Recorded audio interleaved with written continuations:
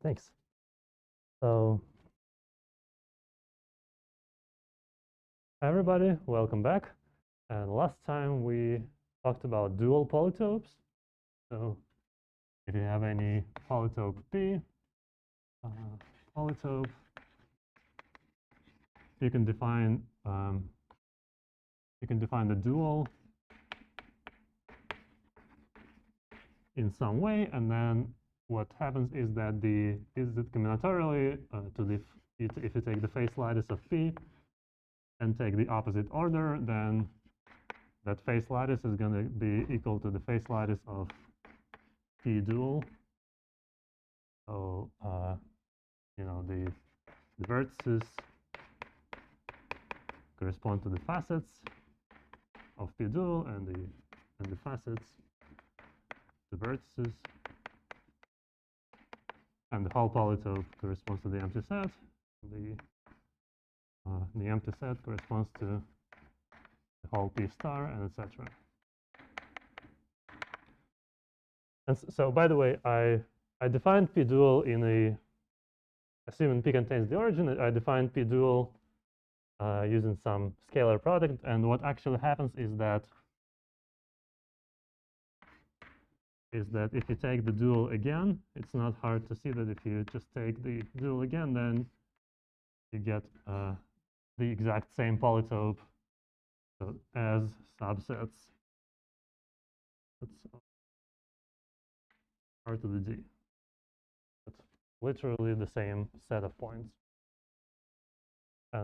But anyways, if we just want to worry about the combinatorial type of your polytope, then of course the dual of the dual is also the polytope itself. So any questions on the previous stuff? All right. So today I want to continue talking about general properties of polytopes, and two very important definitions are the notions of a simple polytope and a simplicial polytope. Let's say we have a d-dimensional polytope, and then P is called simple if each vertex of P is incident to exactly the edges.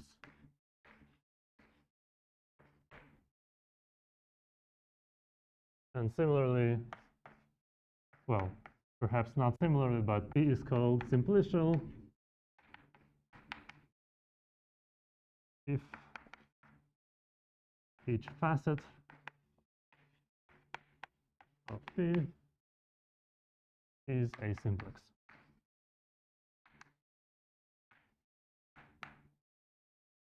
Yeah? Doesn't work? Yeah, that is fine. Yeah. All right. So P is called simplicial. So we're not asking that the whole polytope is a simplex, but we're asking that every facet is a simplex. In particular,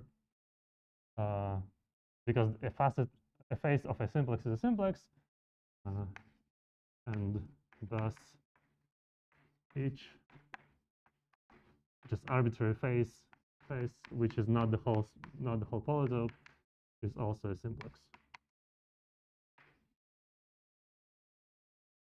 So a polytope is simplicial whenever all proper faces are. And for example, yeah, let's make a table. Let us make a table. So I'm gonna give you a bunch of polytopes, and then you're gonna tell me whether they are simple or simplicial.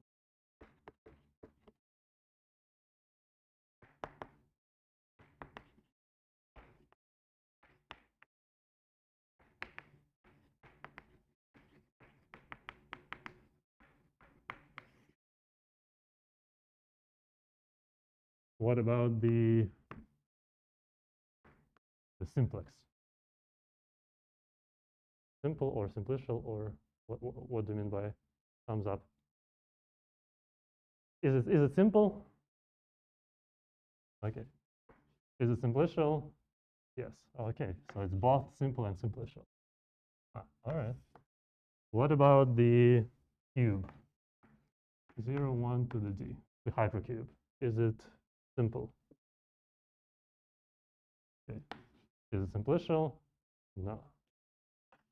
Why not? A stupid question, right? Yeah, it has a square face, so it's a square is not a simplex. All right. What about the hypersimplex? Is it simple?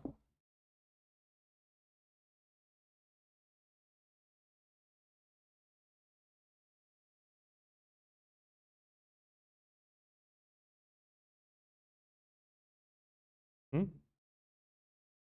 No? Why not? Uh, it's more or less a simplex in different dimension. Wait, what do you mean by that? So here it looks like I'm assuming that my polytope is full dimensional, but actually, let's see inside some r to the n. Could be, it doesn't matter what the ambient dimension is. I just want to use d. Yeah. Hmm? Maybe it is. So is it or is it not?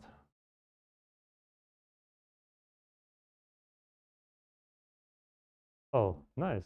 So the octahedron is a hypersimplex. Delta 2, 4 is the octahedron.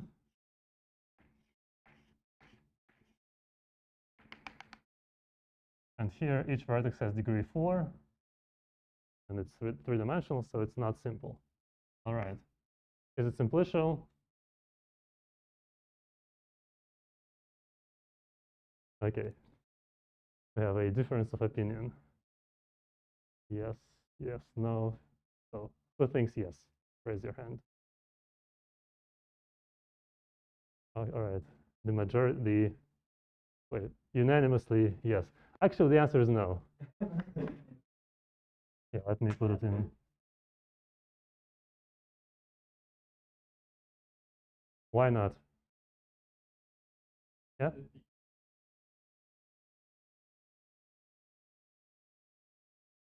Okay, so let's say I take a, all right, so let's say I take a four-dimensional hypersimplex, maybe delta 2, 5. Then what is it? Oh, nice. Okay, yeah. So each face of this guy, well, some faces of this facets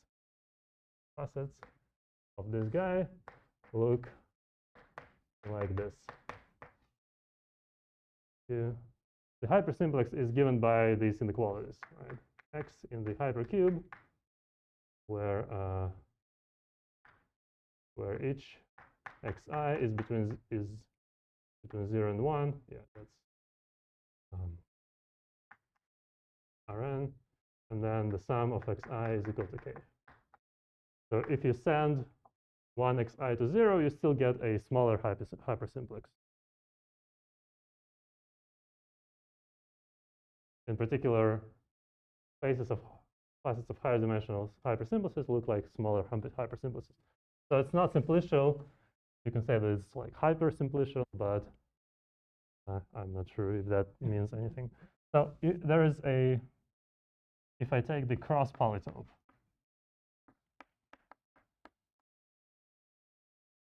which for those of you who don't remember, the cross polytope is the convex hull of plus or minus each basis vector.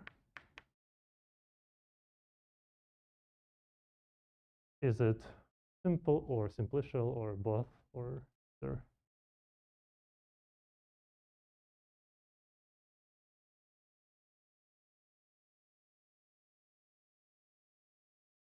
You think it's simple? You don't think it's simple? Why not? I see. Okay, so in 3 dimensions, it's again the octahedron. Okay, so not simple. And well, okay, what about simplicial? Yes. Okay. Yeah, it's actually true. Yeah, it is. Now you're after this you're scared, but actually, yeah, this guy is simplicial in all dimensions because, well, basically, if you intersect it with the positive orthant, then it looks like a simplex, and then it's symmetric if you just reflect along the coordinate hyperplanes. Sort of in each orthant, you get a simplicial facet happens.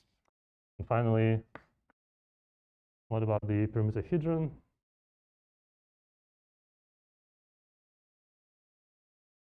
Is it simple? No. Why not?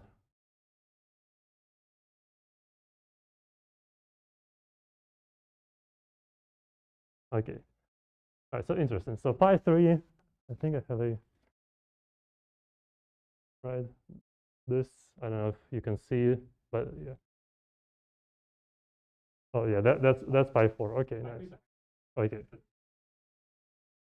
Pi 3 is a hexagon. And here, wait, so what?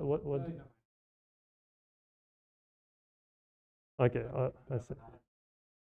Okay, yeah, so in this picture, it looks like this is simplicial, right? Or simple, but not simplicial because they're square and hexagonal faces. What about higher dimensions? Yeah?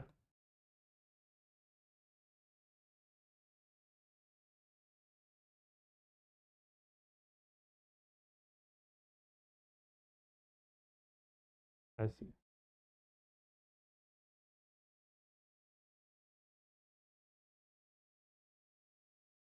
Nice. Okay, right. So it is simple because indeed we have a description of the edges, right? For every permutation, the edges correspond to applying simple transpositions to that permutation. And it's not simplicial. All right. So these are the examples. That's very nice. And by the way,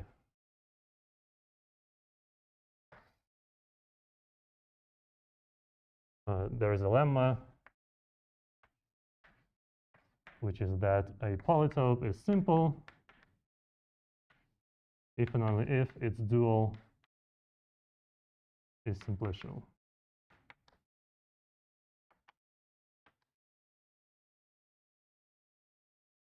Is that easy to see or is it hard?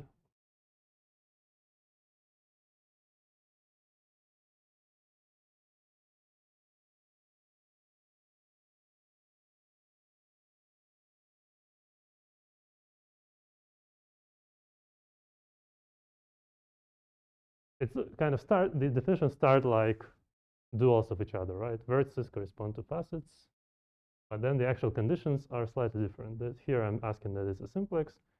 Here I'm asking that each vertex has d edges. So what's the connection between the two?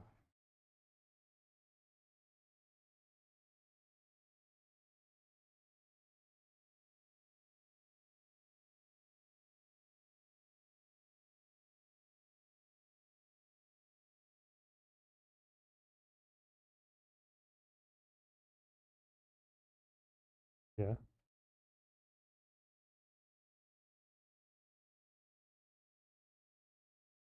Okay. All right. Yeah. I mean, you're right. That's so the proof is that basically, so P is simple if and only if you look at if you take the dual condition, then each facet is going to be is going to have d of its own facets. Each facet is incident to exactly d faces, d codimension 2 faces. And it turns out that a simplex is the only polytope that has whose dimension is equal to the number of let's see. So d minus 1 dimensional simplex is the only d minus 1 dimensional polytope which has d facets.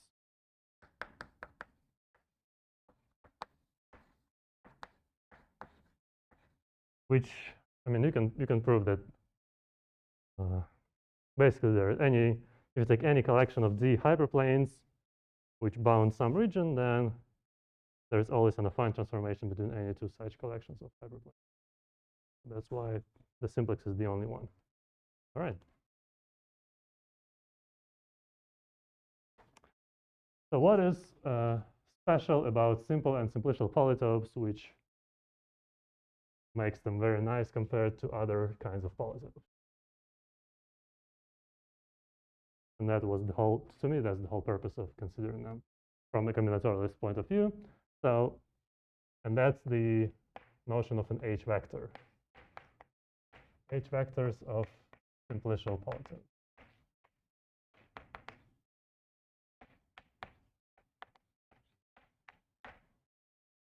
Okay, so let me assume that P is a simplicial polytope.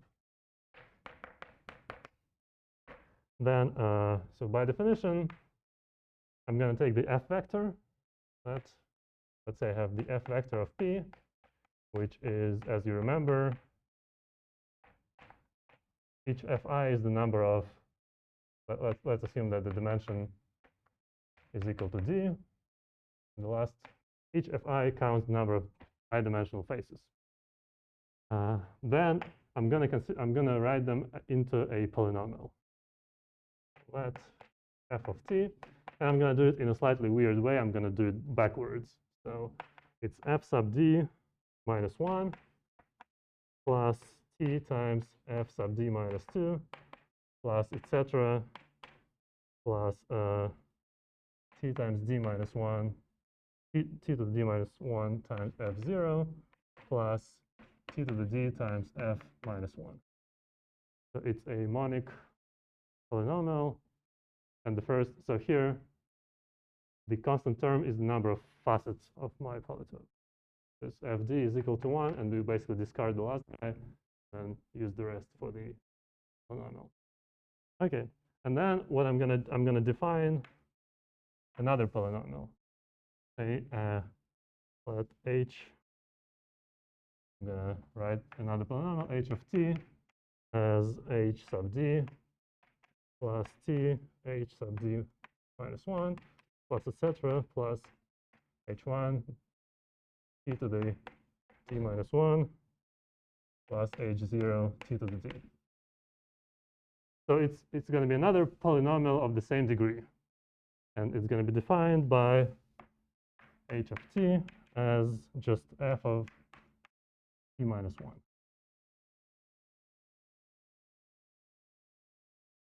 Just by definition, yeah.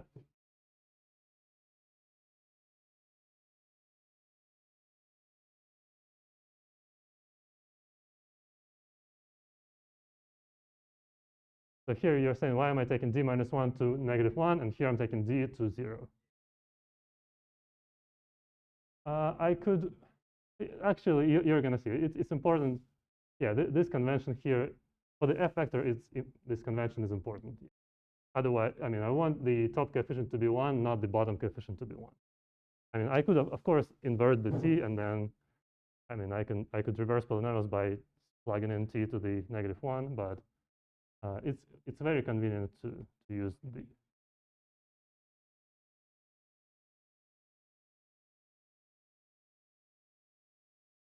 No, but these are, so if instead I started with f sub d, which is 1, then my coefficient sequence is basically f d minus 1, blah, blah, blah, 1.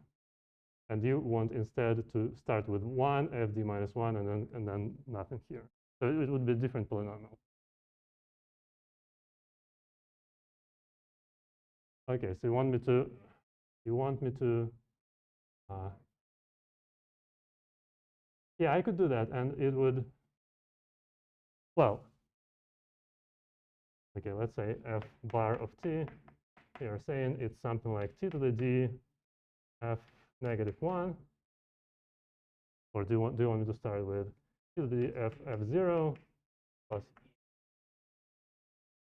f sub d plus etc. plus t to the 0 f sub 0. yeah, then you have to, this formula becomes different. We, I agree with you that this is more natural than this, but the rest is going to be less natural. Yeah, I mean, for example, yeah, let's figure this out. So f bar is t to the d fd plus etc. plus t to the 0 f0, which I guess I should take f of 1 over t and multiply it by t to the d, and this becomes t to the d, well, f sub d minus 1. Okay, so it's a little bit different. Plus etc. plus, but let me just finish this, and plus f negative 1, and then I have to t to the d f of 1 over t. I have to subtract 1 to get rid of this guy, and then divide by t to decrease the power, and then add 1. This is f bar of t. So you could do this, and then the h polynomial would have been I would have to plug in t minus 1 into here. So it would have been an ugly formula here. That's what I'm saying. But this formula is very nice, and because of course, h of t plus 1 is equal to f of t. So what I'm saying is that the h and the f polynomial determine each other uniquely, and you can write down explicit formulas in terms of like binomial coefficients. When you replace t by t plus 1, each h coefficient is going to be some expression in the f coefficients using binomial coefficients. So, and yeah, the h vector of your polytope p is just h0, h1, all the way up to hd. Just by definition, that's the h vector. So far, this looks like, as you mentioned, this looks like an ugly definition. But now, and it contains the same information, right? There's no new information. We're still counting the faces, but we're doing it in a slightly ugly way. But now let's try some examples.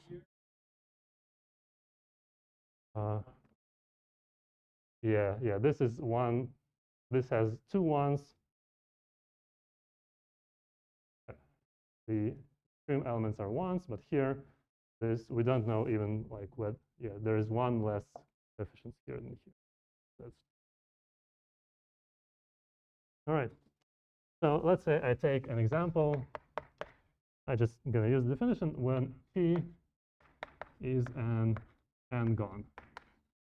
So it's a 2-dimensional, maybe something like this. So yeah, let's compute what is the f polynomial. F vector, by the way, is negative 1, n, right, and something like this. So what is the f polynomial?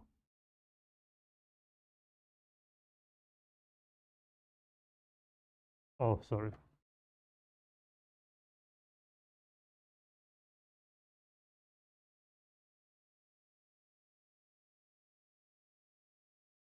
Okay. 1 plus Tn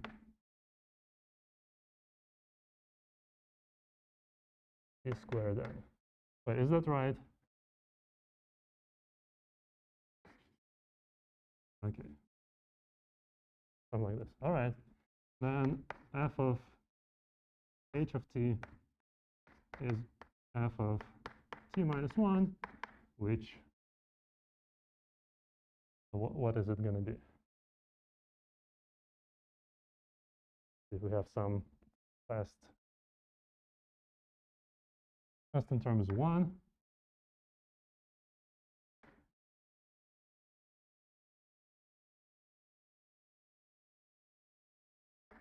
N minus 2.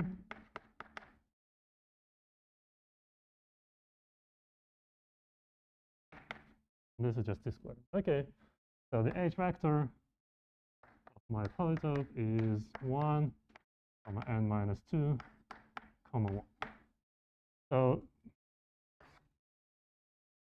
So far it doesn't seem like much of an improvement. And it also seems like you have to do some computation here. Let me try. You can actually do the same for the simple. Let me try another one. Maybe this will be more impressive. So let's say I try just the simplex, delta the n minus 1. Right? Then what is the f vector of the simplex? Binomial coefficients. Okay, indeed. So yeah, let me even just write the f sub k is equal to just n choose k. And the dimension z is n minus 1 here. So a little bit confusing.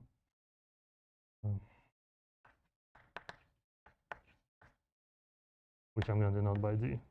Anyways, so if I write down the f polynomial, then it's going to look something like n choose 1 plus n choose 2 times t plus etc. plus n choose n times t to the n minus 1. And oh, it's yeah, you're right. It's almost, yeah, let's actually figure this out. So if I multiply this by t and add 1, I'm going to get tf plus 1 is going to be equal to t plus 1 to the n. Right? So f of t is t plus 1 to the n minus 1 divided by t. And so h of t is, I have to subtract 1 from t. T to the n minus 1 over t minus 1. And that is what? 1 plus t plus etc. plus t to the n minus 1. So the h vector of the simplex is just a bunch of 1s. That's pretty cool. I mean, binomial coefficients are nice, but 1, 1, 1, 1, 1 is also nice. Okay, what about,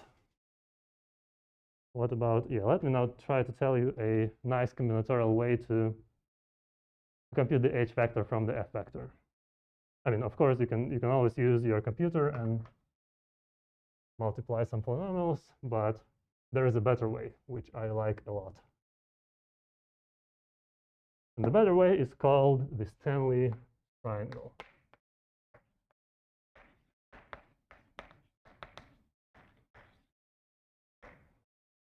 Which, so here's what I'm going to do.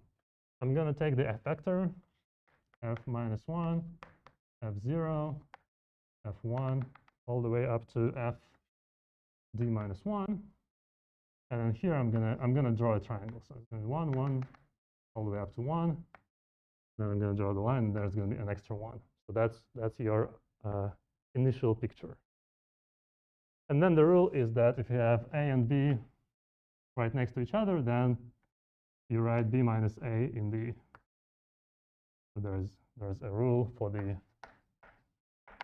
triangle like this. So for example, here you're going to have f0 minus 1, and then you fill in these two entries, and you just keep going until you fill out the whole thing at the bottom. And the thing in the bottom is going to be, so 1 is going to be h0, and then the next one is going to be h1, all the way up to hd. So your h vector of your polytope is going to be at the bottom of the triangle. And that's how I would always compute. So for example, for the n gone, as we computed here, what you do is you write 1, n, 1, 1, 1, and then you subtract n minus 1, and then this becomes 1, this becomes n minus 2. So that's your h vector. Pretty easy. And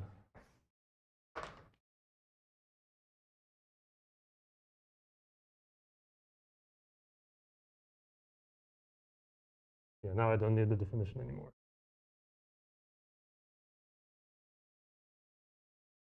So I'm just going to compute a few more. For example, yeah, for the simplex, what this triangle looks like is you have binomial coefficients on one side, and you have ones on the other side, and there's 1, and then you subtract, so you get 3, 3, 2, 1, 1, 1. That's your h vector.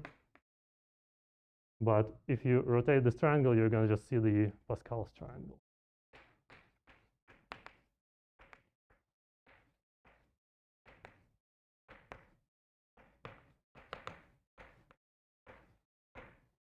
Yeah. So,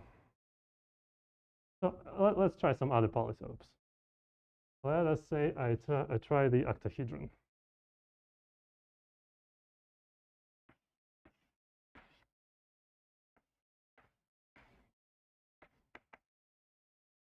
What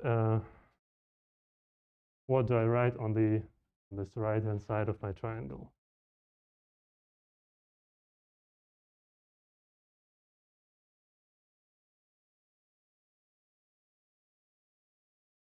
Six, 8. Wait, what? 6, 12, and then 8, right? Okay, 1, 6, 12, 8. 5, 7, 4, 1, 3, 3. That's my h vector. All right. Let's try the permutohedron.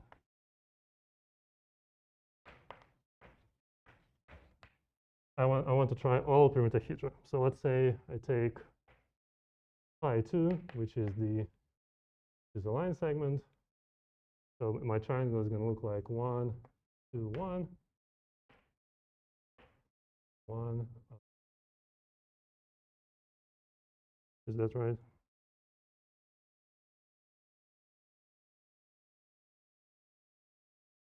One, 1 is the h vector of phi 2. That's a good question. Are they always positive? And yeah, let's keep trying and let's see what happens. Yeah, I'm going to answer that in a second.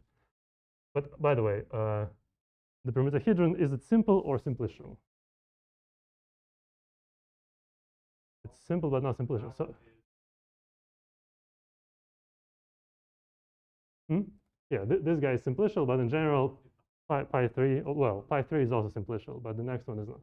So let's actually take the dual, because I want to do this for only simplicial polytopes. And so let's say I take the dual. Pi 3 dual is the hexagon. So my triangle looks like 1, 6, 6, 1, 1, 1, 5, 1, 4. That's a polygon. So h of phi star is a polygon. And what about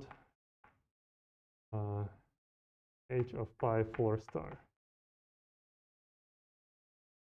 This is actually tricky, right? You would have to look at this picture for a while to count the faces.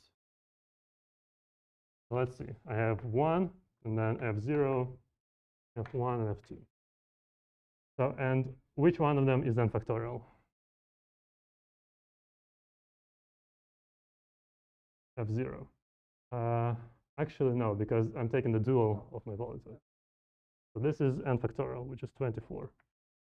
And f0 is number of facets, which I don't know if you remember, but we computed this in one of the lectures. It was like a power of 2 minus 2, because these correspond to set partitions into 2 parts. So that's 14. Right. And what about this one? These are partitions into 3 parts, and you can actually compute them pretty easily. I'm just going to tell you the answer. The answer is 36. These are the number of edges in this picture is 36. All right, 1, 1, 1. I hope I'm going somewhere with this. 13, and this is going to be 23. This is 12, 1, 11, 11, 1. And that's the H vector of phi 4 star. And yeah, I wish I hadn't erased this definition, but so let's say the H vector is defined, the H polynomial of T is the F polynomial of T minus 1, right? And in particular, yeah, that's another good question. So question number 1, is H vector always positive, always non-negative? And the other question, is it always palindromic like this? Or am I just playing games with you and choosing these examples to make them symmetric? But yeah, for now, I'm going to answer that as well in a second. For now, let me just try to do one computation. So f of t is what? Is, I don't even remember. What is f of t? It has constant term d minus 1, f d minus 1 plus t d minus 2 plus etc. So what is h of 1? Yeah, the Euler characteristic. Ah, interesting. The Euler characteristic of, yeah, if I plug in t equals to -1, that would have been the Euler characteristic of my polytope. But here, what do I plug in? F of 0, right? That's f of 0, which is f sub d minus 1. That's the number of facets of my polytope. In particular, for the permutohedron, the number of facets is n factorial. So somehow, for the permutohedron, the sum of these h's plus h n minus 1 is n factorial. What are these numbers? Right, there is a numbered triangle, right? There is a numbered triangle which goes like this: 1, 1, 1, 1, 4, 1, 1, 11, 11, 1. And the next one is, I guess, 1, 26, 66, 26, 1. And then the row sums are 1, 2, 6, 24, 120, etc. What are these numbers?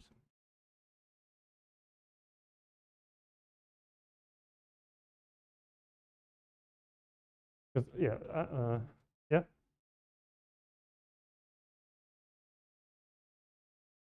How did I? Well, I mean, I could just.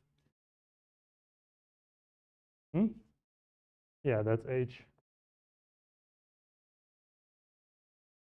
This is h of pi 5 star. I mean, it takes a while to compute these, but I have them in the. That's like I never did the computation. I just looked up the next row of the triangle, because that's a famous triangle. But for now, before we study the properties of the H vector, one nice thing about it is you get interesting numbers. The F vector of the permutohedron, if you look here, 14, 36, it looks kind of weird. Like, what is 36? But somehow the H vector is much more interesting. And the claim is that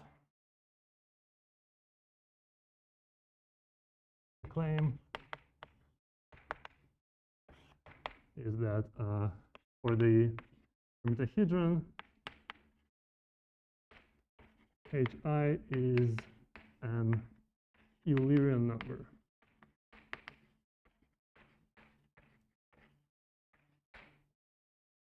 So these were first studied by Euler in 1755, quite a long time ago. And basically, what it is so the definition is that A of n comma m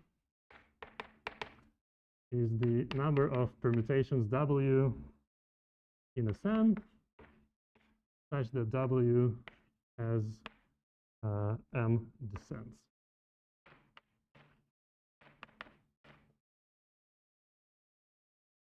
And what is descent? I is a descent of W if W of I is bigger than W of I plus 1. Okay, so each permutation has some number of descents, and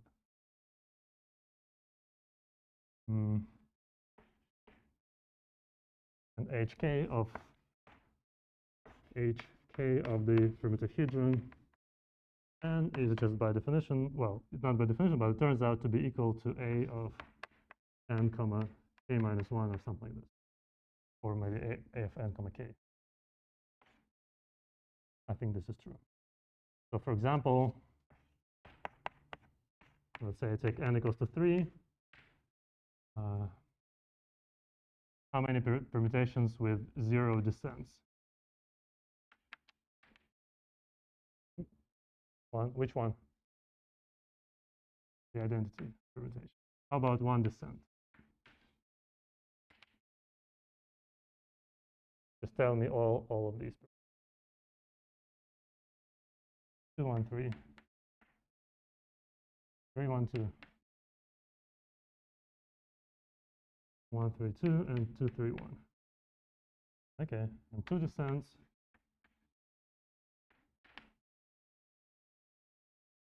3 to 1. Okay. Yeah, so the H vector of the corresponding permutahedron is 1, 4, 1. That is correct. All right.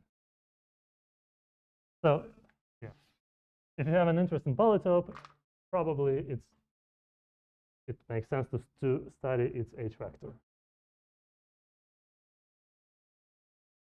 All right. And now, yeah, so exercise. Well, I guess I'm going to explain this in a minute. So, yeah, here's the theorem.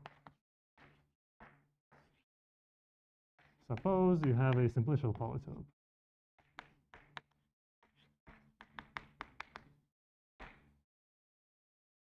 Then, say h of p is the H vector, h0, h1, all the way up to h sub d. Then, first of all, each h sub k is non-negative for all k. Second of all, there is, yeah, the question that you asked about the symmetry. These are called the Dan-Somerville relations, which just say that h sub k is equal to h sub d minus k. And originally, these were not stated in this form. They were stated as some complicated identity for the f vector. There are some binomial coefficients on each side, and you can get them by sort of double counting, etc. And yeah, the third one is much harder to prove than these two. It's the unimodality property, which tells you that h0 is less than or equal to h1, etc., less than or equal to h d over 2. So the numbers increase up to the middle, and then they decrease, weakly decrease. So yeah, again, this is much harder and was proven much later, also by Stanley, by the way. And so how do you prove this?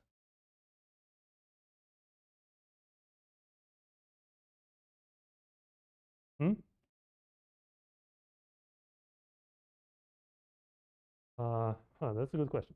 Well, we know. Yeah, h0 has to be 1. Well, I mean, you have to prove it, but the constant term of h is like, yeah, it's like f of -1, which is the Euler characteristic. Why the h0 has to be 1. All right. So proof idea.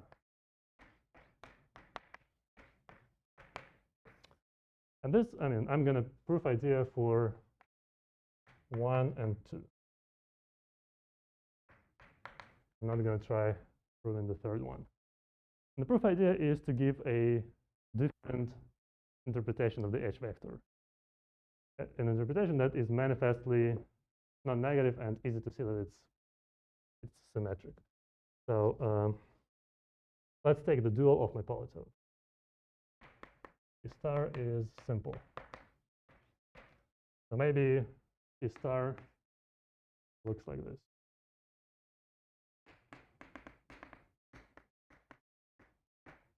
Now what I'm going to do is I'm going to choose a generic linear function. Linear function g from R to G to R. And by generic here, I mean that it has different values at all of the vertices of my polytope. So for every edge, there's two vertices, and for one of them, the value of G is strictly smaller than the other one. And so I can orient the edges of P star according to G. So for example, if G increases in this direction, then I can orient all of my edges like this. And then and then claim is that H sub k of your original polytope is the number of vertices of the dual such that the out degree of V, according to this orientation, is equal to k. So if you just record the out degrees, here I have out degree 3, 1, well, 2, 2, 2, 1, 1, 1, 0. And the H vector is going to be the number of zeros, number of ones, number of twos, and number of threes. 1, 3, 3, 1. That's the H vector of the octahedron that we saw in the previous example. So yeah, that's the claim is that, first of all, the number of such vertices does not depend on the choice of G. And that you can actually show directly. If you kind of change G slightly, then what happens is that some single edges get reversed. And yeah, because this is simple. So kind of any intersection with anyways. Somehow it's easy to show that this does not depend on the choice of G. And also you can, using this orientation, you can actually double count the faces here. This is proved by double counting.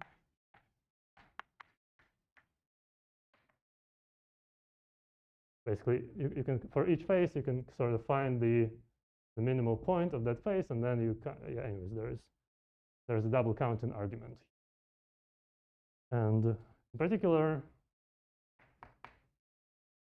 HK is always non-negative, because it's the number of vertices.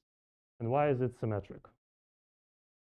Yeah, nice. Okay, so to show HK is equal to HG minus K, you can just replace G with negative G. And then the out degree is going to be all reversed. Which, yeah, so by the way, from here, it's actually pretty easy to see the result for the permutahedron. The permutahedron, you get the number of descents. So for phi n star, you can choose your linear function g to be something like x1 plus epsilon x2 plus epsilon squared x3 plus etc. And then every edge is going to be oriented, I mean, the out degree of each vertex of the dual, which is the usual permutahedron, is basically the number of descents or ascents of W. That's where you get that interpretation. So that's it. I'm out of time. I'll see you all on Friday. Thanks a lot for coming.